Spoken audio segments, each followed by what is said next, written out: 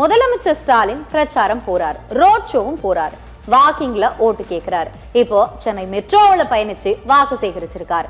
அரசியல் தலைவர்கள் தேர்தல் பிரச்சாரம் வேற வேற லெவல்ல போய்கிட்டு இருக்கா அப்படின்னு தான் சொல்லணும். இதுக்கு இடையில சென்னை மெட்ரோவில் முதலமைச்சர் மு.க.ஸ்டாலின் பயணம் செஞ்சு வாக்கு சேகரிப்புல ஈடுபட்டார். சென்ட்ரல்ல இருந்து மெட்ரோவில் பயணிச்சு பொதுமக்கள் கிட்ட நலமும் விசாரிச்சாரு. திமுக அரசாங்கத்தோட திட்டங்களை பத்தி முதலமைச்சர் கேட்டிருக்காரு. மெட்ரோவில் இருந்த பயணிகள் ஸ்டாலினோட பயணிக்க ஆர்வமா செல்ஃபி எடுத்திருக்காங்க.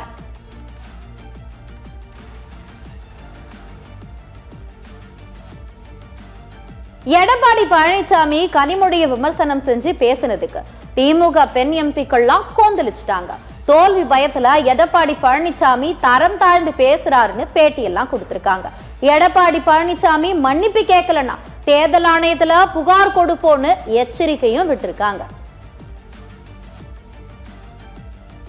மக்களால் தேர்ந்தெடுக்கப்பட்ட ஒரு சீஃப் மினிஸ்டராக எடப்பாடி பழனிசாமி இருந்திருந்தாருன்னா இதை நிச்சயமாக அவர் பேசியிருக்க மாட்டார்.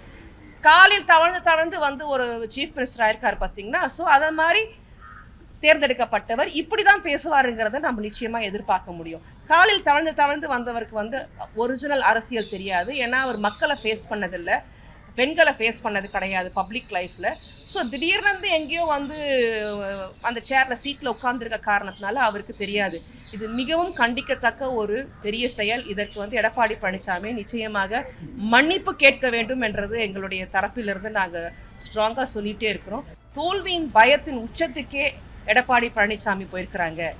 நமக்கு வந்து இந்த தேர்தலுக்கு அப்புறம் 2வது இடம் கூட கிடைக்காது, 3வது இடத்துக்கு போய்விடுவோங்கிற அந்த பயமின் காரணமாக தான் இப்படிப்பட்ட ஒரு தரம் கெட்ட வார்த்தைகளை அவர் வாயிலிருந்து பேசுகிறார். கனிமொழிக்கு ஆதரவு தெரிவிச்சு பெண் எம்பிக்கள்லாம் கொந்தளிச்ச காட்சிகளை பார்த்தோம். இப்போ சீமான் பக்கம் வருவோம். தேர்தல் பிரச்சாரத்துல சீமான் ஆவேசமா பேசுவார், பாட்டெல்லாம் பாடுவார், இப்படி கலந்து கட்டி அடிப்பார்.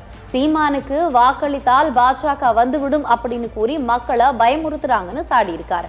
ஆனா காங்கிரஸ் பாஜக ரெண்டுமே தமிழ்நாட்டுக்கு துரோகம் செஞ்சவங்கன்னு போட்டு தாக்கியிருக்காரு சீமான். கல்வி மாநில உரிமை எடுத்துக்கிட்டு போய் இந்திய பட்டியல பொதுப்பட்டியல வச்சது கல்வி. அப்போ ஆட்சியில் இருந்தது ஐயா கருணாநிதி கேட்கல. கச்சத்தீவு நம் சொந்த நிலம் எடுத்து சிங்களன்னு கொடுத்துக்கிட்டு இப்ப வரைக்கும் இளையாண்டி வராங்க சுட்டு கொள்றான். கேட்க நாதி இல்ல. எதுக்கு நிப்பா நமக்கு? இந்திய திணிச்சொல்ல வேண்டாம் காங்கிரஸ் எடுத்து போராடி செத்தது யாரா? நம்ம. இன்னும் 2 பேரும் கூட்டு, இந்த 2 பேரும் கூட்டு எல்லா உரிமையும் பறித்தவன் அவன். சரக்கு மற்றும் சேவை வரி என்று ஜிஎஸ்டி விதித்தது யார்? காங்கிரஸ். நீட்டு தேர்வை கொண்டு வந்தது யார்? காங்கிரஸ்.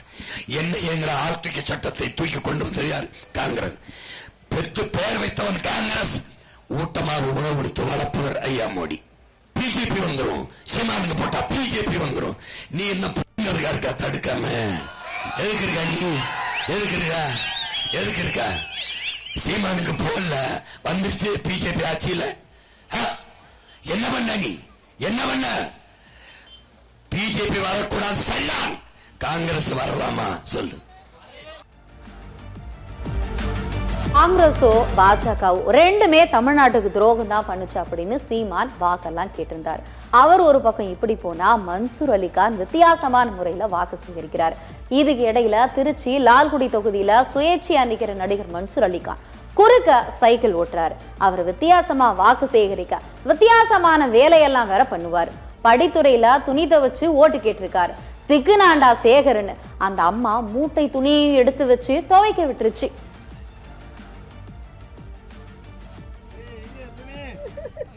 போட வேண்டியதான். ஐயோ செட்டி ஓடுதியா?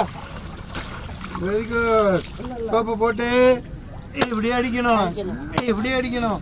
சோப்புங்க மூட்டையோட ஊற போடுவீங்களா? எப்படி போடுவீங்க? இல்லையா ஒன்று அழைச்சிடணுமா? நான் போட்டு விட்டுருவேன். துவச்சிடலாமா? எப்பா அழுக்கு ஏகப்பட்ட அழுக்கு இருக்குப்பா, ஏகப்பட்ட அழுக்கு இருக்குப்பா.